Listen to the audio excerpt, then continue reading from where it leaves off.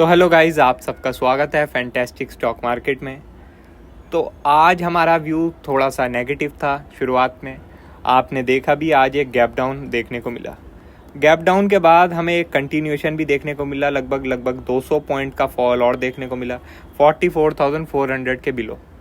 44,400 important support level था। मैंने आपको कल बताया भी था कि अगर इसके नीचे निकलता है तो हम एक अच्छा फॉल देख सकते हैं। आपने देखा एक स्ट्रॉन्ग फॉल मिला 200 पॉइंट का, मुश्किल से 20 मिनट में ही मिल गया था।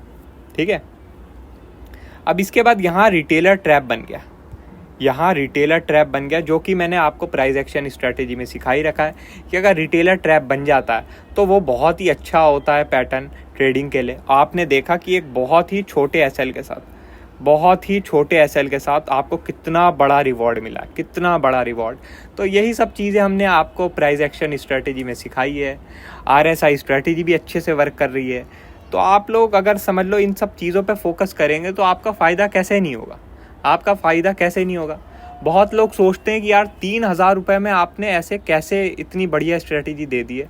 तो भाई, हमारा पर्पस इस स्ट्रेटेजी से पैसा कमाना नहीं है। हमारा पर्पस इस स्ट्रेटेजी से है कि जो भी लोग मार्केट में स्ट्रगल कर रहे हैं वो लोग बेहतर कर पाएँ। अब हमने पहले फ्री में भी सब कुछ देने की कोशिश की थी कि बिल्कुल फ्री में ही हम सब कुछ दे दें, मगर ये ना कि फ्री की चीज़ की बिल्कुल भी रिस्पेक्ट नहीं हुई। इसकी वजह से हमें पेड करना पड़ा। लेकिन हमने पेड भी बहुत ही कम प्राइस में किया, 2,999 में, कि 3,000 रुपये में सब लोग सब कुछ सीख पाएँ। अब ये है कि बहुत लोगों ने चीज़ें सीख ली हैं और बेहतर कर पा रहे हैं। बहुत लोग अभी भी रह गए हैं स्ट्रैटेजी परचेज़ करने के लिए। मुझे मैसेज भी बहुत आते हैं कि स्ट्रैटेजी दोबारा से लॉन्च कर दी जाए, लेकिन अभी टाइम लगेगा भाइयों स्ट्रैटेजी दोबारा से लॉन्च करने में। आप लोग जानते हैं कि डेली स्ट्रैटेजी लॉन्च नहीं हो सकती, क्योंकि स्ट्रैटेजी अगर लीक हो गई तो बहुत बड़ी दिक्कत हो जाएगी। समझ रहे हो? अब अभी तक जैसे समझ लो अच्छे से वर्क कर रही है स्ट्रैटेजी, तो अगर लीक हो गई तो फिर स्ट्रैटेजी में वो बात नहीं रहेगी। इसलिए हम हर बारी स्ट्रैटेजी लॉन्च नहीं कर सकते। एक दो इंडिविजुअल को देने की बात अलग होती है, मगर मास स्केल पे स्ट्रेटजी सेल करने की बात अलग हो जाती है। इसलिए हमें थोड़ा टाइम चाहिए, उसके बाद फिर हम देखेंगे दोबारा से स्ट्रेटजी सेल कर सकते हैं। अभी आप लोग वेट कीजिए। तो क्लोजिंग देखें 44,600 के आसपास आई है बैंक निफ्टी में, और डेली टाइम फ्रेम देखें तो यहाँ पे ये जो रेंज बनी हुई है बैंक निफ्टी की, ये रेंज हमें ब्रेक होती हुई दिखी है। मगर क्या है कि बिल्कुल करीब ही क्लोजिंग आई है, बिल्कुल करीब रेंज के। आज जो है 44,400 के नीचे निकला, मगर क्लोजिंग ऊपर आई है। तो ये एक स्ट्रेंथ का भी साइन है, समझ रहे हो? रेंज ब्रेकडाउन भी हुई है और स्ट्रेंथ का भी साइन है। तो इसलिए कोई भी एक हम कंक्लूजन नहीं निकाल सकते अभी।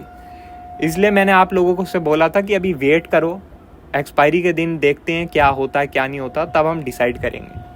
ओपनिंग कल की काफ़ी इंपॉर्टेंट रहेगी। ओपनिंग कहाँ होती है? अगर ओपनिंग नीचे हो जाती है 44,400 से और मार्केट सस्टेन करने लगती है इस लेवल के नीचे, तो हम वापस से एक सेल ऑफ देख सकते हैं। लेकिन अगर ओपनिंग ऊपर हो जाती है 44,600 के, ठीक है, 44,600 के ऊपर ओपनिंग हो जाती है और मार्केट सस्टेन करने लगती है, तो हम लोग एक शॉर्ट कवरिंग भी देख सकते हैं 45,000 तक। समझ गए? 45,000 तक एक शॉर्ट कवरिंग भी देखने को मिल सकती है। मगर आप लोगों को एक चीज़ बोल देता हूँ कि आज जो है इंडियन गवर्नमेंट की तरफ से ऑयल की लिए एक क्या कहते हैं उसे, एक कॉशियस अपडेट आई है कि ऑयल जो है $90 के ऊपर ट्रेड करने लगा है अब, जो कि इकोनॉमी के लिए बिल्कुल भी अच्छा नहीं है। ठीक है, तो अब गवर्नमेंट की तरफ से ये स्टेटमेंट आई है, तो हमें थोड़ा सा कॉशियसली ट्रेड करना पड़ेगा अपसाइड। समझ गए? अपसाइड के लिए हमें थोड़ा सा कॉशियसली ट्रेड करना पड़ेगा, क्योंकि गवर्नमेंट की तरफ से अगर ऐसी स्टेटमेंट आती है तो मार्केट इसको इसे अच्छे से नहीं लेती है। आप लोगों ने देखा कि यहाँ के करीब ये अपडेट आई थी तो फिर मार्केट में फ्लक्चुएशन शुरू भी हो गई थी। आपने देखा डिप आई वापस बॉट इन हुई, तो फिर वॉलेटिलिटी दोबारा से शुरू हो गई। तो इसलिए हमें कल शुरुआत में थोड़ा बहुत देखना होगा कि मार्केट इस खबर को कैसे लेती है, कैसे नहीं लेती। अगर पॉजिटिव लेती है तो कोई बात नहीं, हम ऊपर ट्रेड करते रहेंगे, लेकिन ये अपना स्टॉप लॉस छोटा ही रखना है और ट्रेलिंग जो स्टॉप लॉस रखना है वो भी टाइट रखना है। जितना प्रॉफिट मिल जाए बहुत है, ज़्यादा ट्रेड नहीं करना है। समझ गए? अब निफ्टी की थोड़ी बात कर लेता हूँ मैं।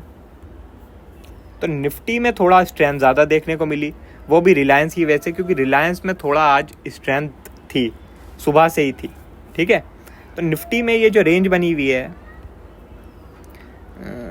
जो कि है 19,700 से लेके 19,620, ये जो आपका 100 पॉइंट की रेंज बनी हुई है, ये रेंज हो सकता है कल ब्रेक हो जाए। अगर अपसाइड की तरफ ब्रेक होती है तो एक अच्छी शॉर्ट कवरिंग देख सकते हैं हम लोग, समझ गए, एक अच्छी शॉर्ट कवरिंग देखने को मिल सकती है। क्लोजिंग स्ट्रॉन्ग आई है, तो अगर गैप अप होता है, वो सस्टेन करता है, तो एक अच्छी शॉर्ट कवरिंग देखने को मिल सकती है। लेकिन अगर गैप डाउन हो जाता है और 19,600 के नीचे निकलने लगता है, तो फिर एक अच्छा सेल ऑफ भी देख सकते हैं हम।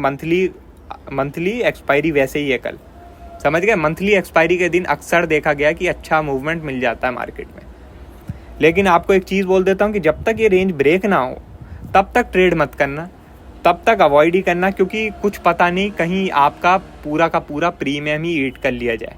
जैसा ट्यूसडे एक्सपायरी के हुआ था वैसा थर्सडे एक्सपायरी को भी हो सकता है। वैसे चांस कम है, मगर हो सकता है, क्योंकि अभी भी रेंज में है। तो रेंज ब्रेक होने का वेट करना, रेंज ब्रेक होगी तो ट्रेड करना, कोई दिक्कत नहीं है।